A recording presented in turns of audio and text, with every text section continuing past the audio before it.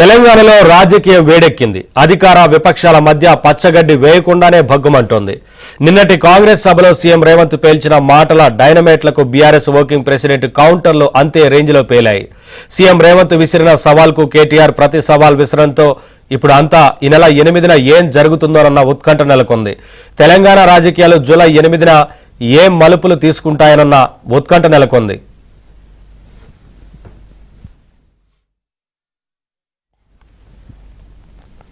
వరి వేస్తే ఉరే అన్న కేసీఆర్ సర్కారు మాటను కాదని, కానీ వరి వేయండి, సన్నవడ్లకు బోనస్ ఇస్తామని కాంగ్రెస్ హామీ ఇచ్చింది.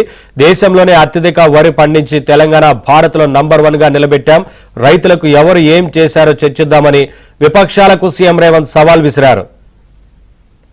మేట్లకు బీఆర్ఎస్ వర్కింగ్ ప్రెసిడెంట్ కౌంటర్లు అంతే రేంజ్లో పేలాయి. సీఎం రేవంత్ విసిరిన సవాల్కు కేటీఆర్ ప్రతి సవాల్ విసరంతో ఇప్పుడు అంతా ఈ నెల 8న ఏం జరుగుతుందోనన్న ఉత్కంఠ నెలకొంది.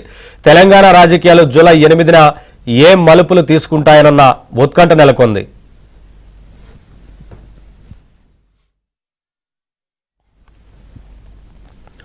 వరి వేస్తే ఉరే అన్న కేసీఆర్ సర్కారు మాటను కాదని, కానీ వరి వేయండి, సన్నవడ్లకు బోనస్ ఇస్తామని కాంగ్రెస్ హామీ ఇచ్చింది. దేశంలోనే అత్యధిక వరి పండించి తెలంగాణ భారత్లో నంబర్ 1గా నిలబెట్టాం. రైతులకు ఎవరు ఏం చేశారో చర్చిద్దామని విపక్షాలకు సీఎం రేవంత్ సవాల్ విసిరారు.